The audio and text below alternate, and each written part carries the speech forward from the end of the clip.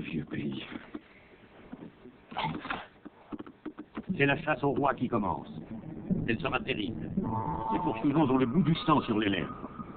À Londres, une dernière fois, Édouard, devant ses lords assemblés, s'essaye à être roi. Mais alors, je vous ai convoqué ici, à la Tour de Londres, d'où tout le mal du royaume est venu lorsque Mortimer le Félon s'en est échappé pour se rebeller contre la couronne.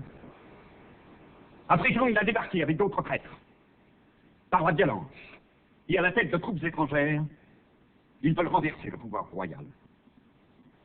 Mon compagnon, Hugh le Despencer, père de mon ami et conseiller, a été pris à Bristol, traîné à travers les rues par un cheval, puis décapité. J'ordonne à tous mes sujets de courir sus aux rebelles, de s'opposer par tous les moyens à leurs entreprises et de les détruire. Seuls doivent être épargnés la reine, son fils et le comte de Kent. À quiconque m'apportera le cadavre de Mortimer, ou seulement sa tête, il est promis récompense de 1000 livres sterling. Main dans la main de son favori, le souverain devenu gibier s'enfuit et va tenter de lever une arme. Moins d'armes. L'Angleterre est devenue le terrain d'une longue chasse à courre. Édouard tente de gagner l'Irlande. Les vents contraires l'en empêchent. De fuite en refuite jusqu'au bout du pays de Galles, au fond d'une abbaye, le Despencer et lui, cachés.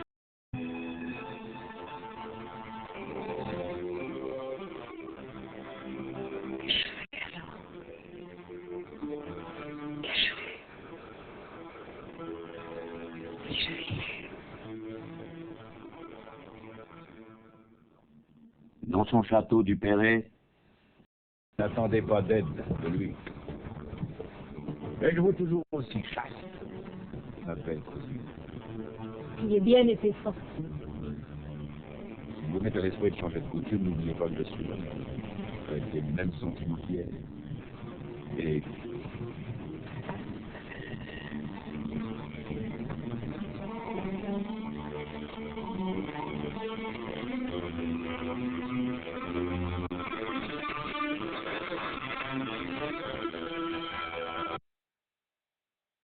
par amour de vous. Savez-vous, madame, que depuis que j'ai pris pied sur la terre de France, j'ai fait vœu de me vêtir de noir tant que je n'aurais point retrouvé l'Angleterre, et de ne me toucher femme avant de vous avoir délivré. Et vous avez tenu ce vœu? Non. Nous n'avons pas le droit, nous avons chacun contracté des liens devant Dieu. Ni vous ni moi n'avons été mariés par notre vouloir. Nous avons prononcé serment, mais point obéi à la volonté de notre cœur. Ma reine, voulez-vous que nous échangions notre sang? Qu'à jamais je sois votre soutien? Il est promis récompense de 1000 livres sterling. Main dans la main de son favori, le souverain devenu gibier s'enfuit et va tenter de lever une arme. Moins d'armes. L'Angleterre est devenue le terrain d'une longue chasse à courre. Édouard tente de gagner l'Irlande. Les vents contraires l'en empêchent. De fuite en refuite jusqu'au bout du pays de Galles, au fond d'une abbaye, le Despencer et lui, cachés sous des habits de moine, attendent la ligue.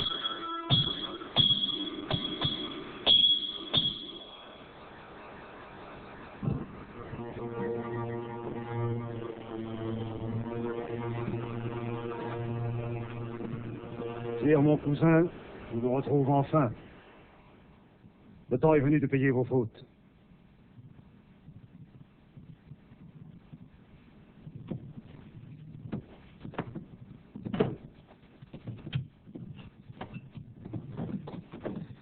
cousin, que va-t-il advenir de moi?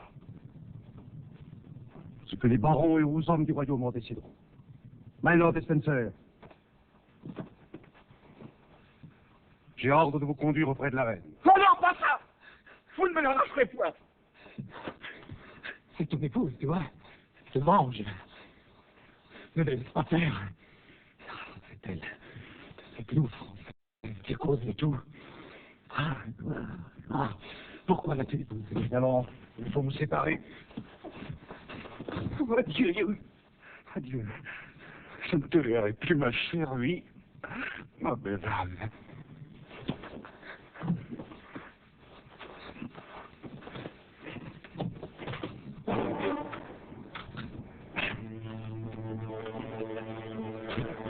Comme il est beau, la demoiselle. Pauvre petit Young. Il a perdu son roi. Et c'est compté. On va lui en peindre les armes sur son joli corps. Quoi?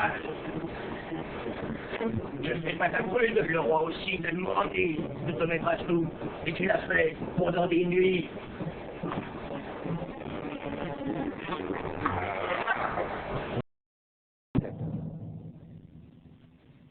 Parce qu'il avait été faux de cœur et traître, et par ses traîtres conseils avait honni le royaume, on lui fendit la poitrine. Et Tenaille allait chercher le cœur encore battant pour le jeter dans le brasier. Les yeux brillants, les ongles plantés dans la paume de son amant, Isabelle attentive ne perdit rien de sa vengeance.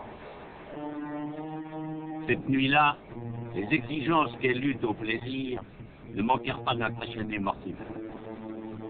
Pour avoir haï si fort l'homme qui lui avait pris Édouard, il fallait qu'elle eût jadis aimé. Et dans l'âme ombrageuse de Mortimer commence à se former un projet qu'il mènera à son terme quelque temps que cela prit.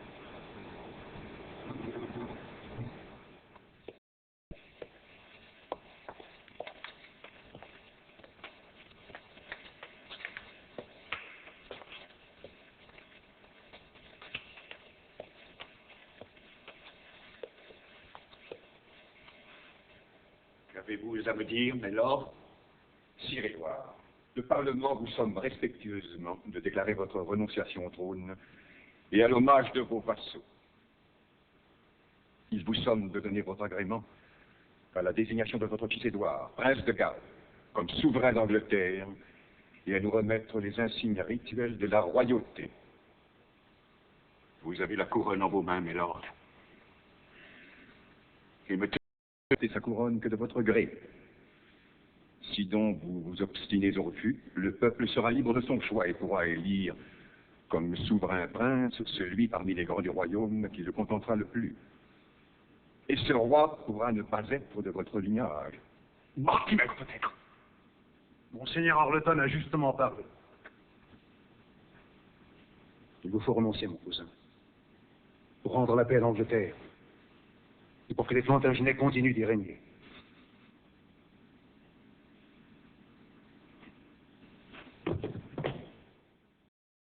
My Lord, pour enceindre mon fils. Et vous aussi. Accordez-moi pardon des maux et injustices que je vous ai causés. Priez pour moi, mes lords, qui ne suis plus rien.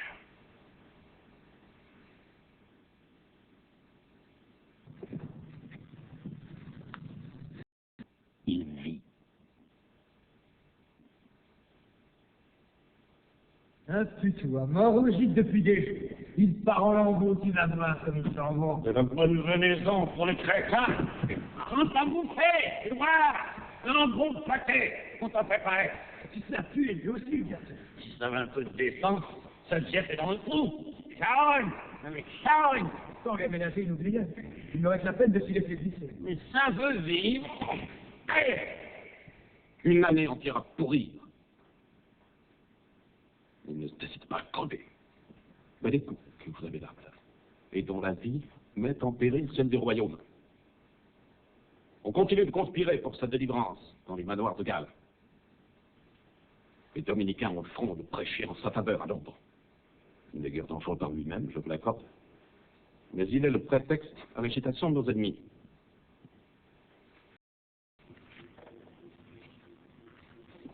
Je ne courir tous les hasards que dormir à cette issue. Je t'en prie. Ne souillons pas nous-mêmes ce sang-là. D'où tu viens ce soudain aspect du sang? Le Le sang du comte d'Arundel, le sang de Baldock, le sang de Despenser, tout ce sang-là, on n'a pas détourné les yeux. Certaines nuits, j'ai même cru que le sang te plaisait. Tu l'aimes encore, n'est-ce pas? Tu l'aimes, tu l'as toujours aimé. Mais tiens, mais que te faut-il donc pour te convaincre? Le tuer.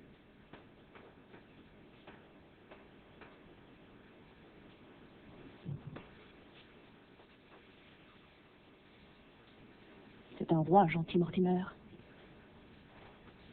Un roi. Tu ne peux pas comprendre, tu n'es pas né d'un roi. Je descends des rois de Danemark, madame, mais je ne suis point roi.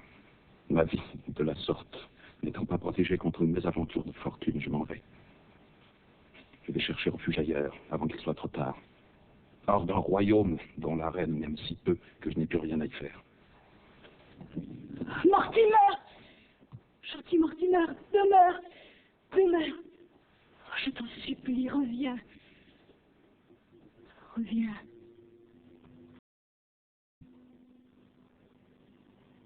Madame la reine considère avec raison que la vie de son époux met en péril la paix du royaume.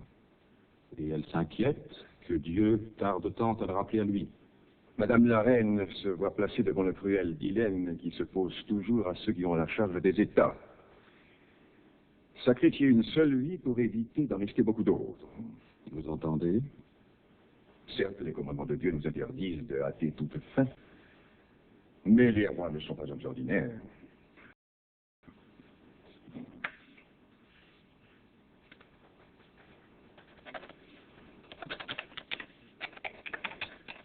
L'ordre n'a pas besoin d'être long. Si vous-même, Madame la Reine, ne consentez pas à sceller une lettre aussi anodine, je puis l'y faire moi-même. Eduardum occidere, nolite, timere, bonum est. Eduardum occidere, je comprends, nolite. Ne faites pas, timere, craindre, bonum est, il est bon. Faut-il comprendre?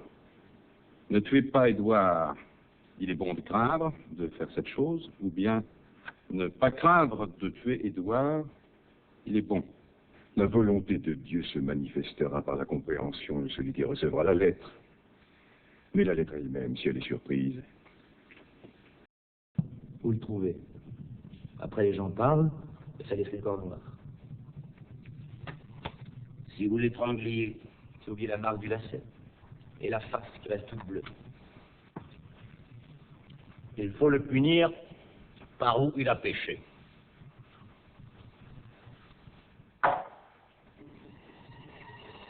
Il suffit d'en percer le bout. Ainsi, un prisonnier peut aller et venir librement à l'intérieur. On met la corde en place. On porte le prisonnier rouge.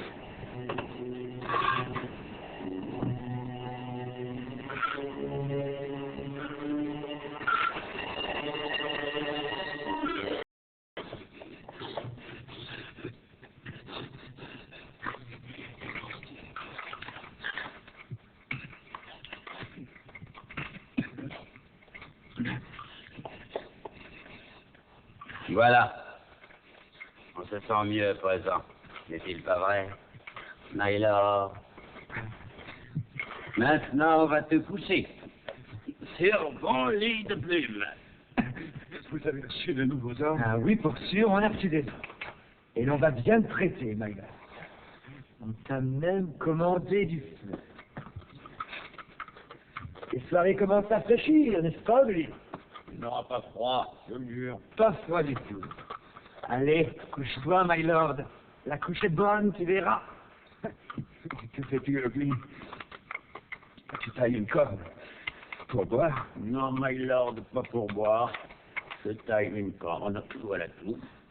Je crois que c'est la bonne longueur, ne pensez-vous pas? Ton Despenser que tu as maintenant. Avait-il la parure sonne? Allez, Mylord, couche-toi. Vous n'avez pas fait!